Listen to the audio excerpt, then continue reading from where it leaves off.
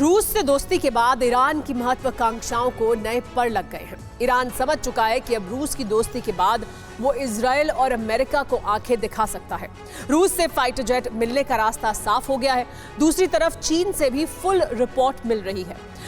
Saudi अरब से भी समझौता हो गया है। पुतिन के दूत और बेलारूस के राष्ट्रपति लुकाशेंको तेहरान पहुंचे हैं। ऐसे में ईरान का कॉन्फिडेंस हाई है, लेकिन ईरान के इस अति आत्मविश्वास को तोड़ने की तैयारी भी शुरू हो गई है। गल्फ में अमेरिका के बॉम्बर ने उड़ान भरी है और इजराइल के साथ सुपर पावर की सेना ने युद्धाभ्यास की शुरुआत कर दी है। आगे आगे अमेरिका का P-52 बॉम्बर और पीछे 2 इजरायली F-16।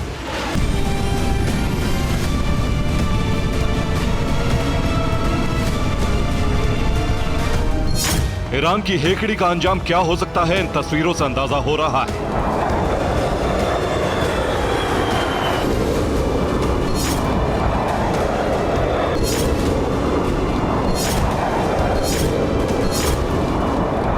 ईरान और सऊदी अरब के डिप्लोमेटिक रिश्ते की बदहाली की खबर के बाद पर्शियन गल्फ में अमेरिकी न्यूक्लियर बॉम्बर B-52 की उड़ान ईरान के लिए एक चेतावनी है।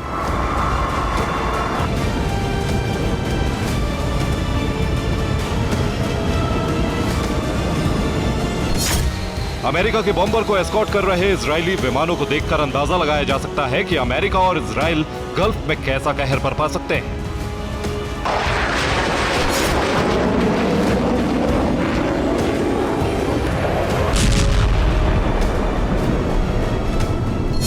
ईरान में एक तरफ बातचीत चल रही है तो दूसरी तरफ अमेरिका और इजराइल का जबरदस्त एक्शन शुरू हो चुका है।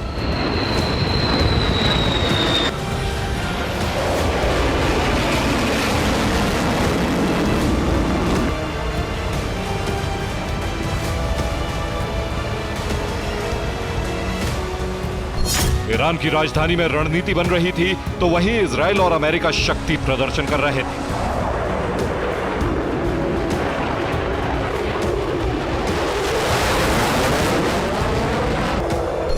गल्फ में तनाव का नया दौर शुरू हो चुका है और एक बार फिर इजराइल की सेना वॉर मोड में नजर आने लगी।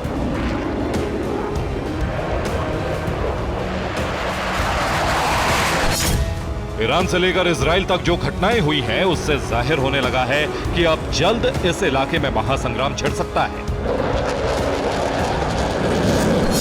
रूस यूक्रेन युद्ध की शुरुआत से पहले ईरान अकेला था। ईरान के दुश्मन इजराइल के साथ अमेरिका था, लेकिन अब हालात बदल चुके हैं। अब ईरान के साथ रूस है, अब ईरान के साथ चीन है। अमेरिका के 2 कट्टर दुश्मन अब ईरान को पूरी मदद करने का भरोसा दे चुके हैं। पुतिन ईरान का दौरा कर चुके हैं और इस वक्त पुतिन के दूत तेहरान में हैं। बेलारूस के राष्ट्रपति ईरान पहुंचे हैं। ईरान के राष्ट्रपति के साथ बैठक हुई है। दोनों देशों के बीच कई डील फाइनल हुई हैं। रविवार शाम लुकाशेंको तेहरान पहुंचे। सोमवार को राष्ट्रपति इब्राहिम रईसी से मिले। दोनों देशों के बीच सहयोग पर कई समझौते हुए। बेलारूस ने ईरान को पूरी मदद का भरोसा दिया। 2023 से 2026 तक सहयोग का रोड मैप बना। लुकाशेंको का यह दौर रूस और ईरान के करीब होते रिश्तों का नतीजा है। माना जा रहा है कि लुकाशेंको के साथ औपचारिकता के कई समझौते हुए हैं, लेकिन यह सब पुतिन का प्लान है। कहा जा रहा है कि लुकाशेंको पुतिन का खास संदेश लेकर तेहरान पहुंचे हैं। ईरान और रूस के रिश्तों की गर्माहट का असर नजर आने लगा है।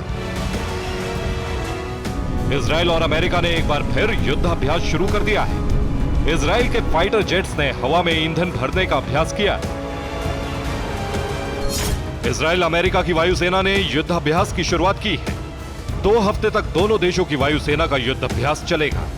युद्धाभ्यास में लॉन्ग रेंज वेपन से हमले का अभ्यास किया जाएगा।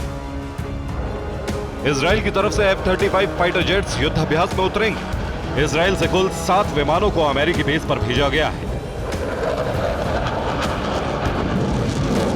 इजराइल ने हवा में ईंधन भरने वाले 2 बोइंग 707 विमानों को भी युद्धाभ्यास में भेजा है।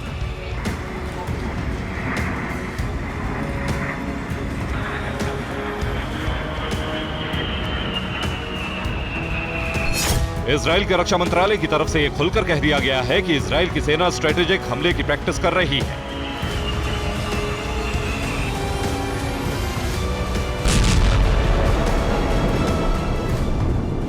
इजराइल की सेना खुद को ईरान के न्यूक्लियर ठिकानों पर हमले के लिए तैयार कर रही है।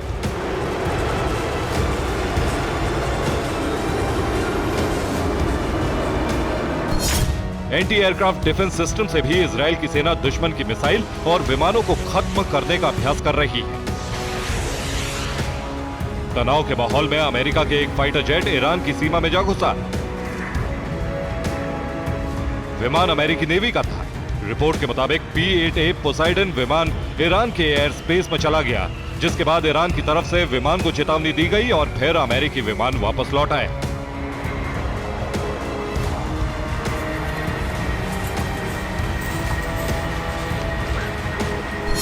पायलट से गलती हुई या फिर यह अमेरिका का कोई मिशन था, इस बारे में विशेषज्ञों की अलग अलग राय है।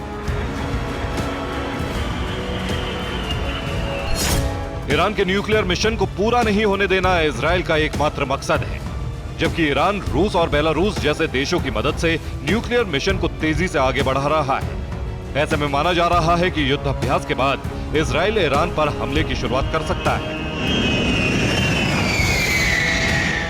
Bureau report, TV9 Bharatvarsh.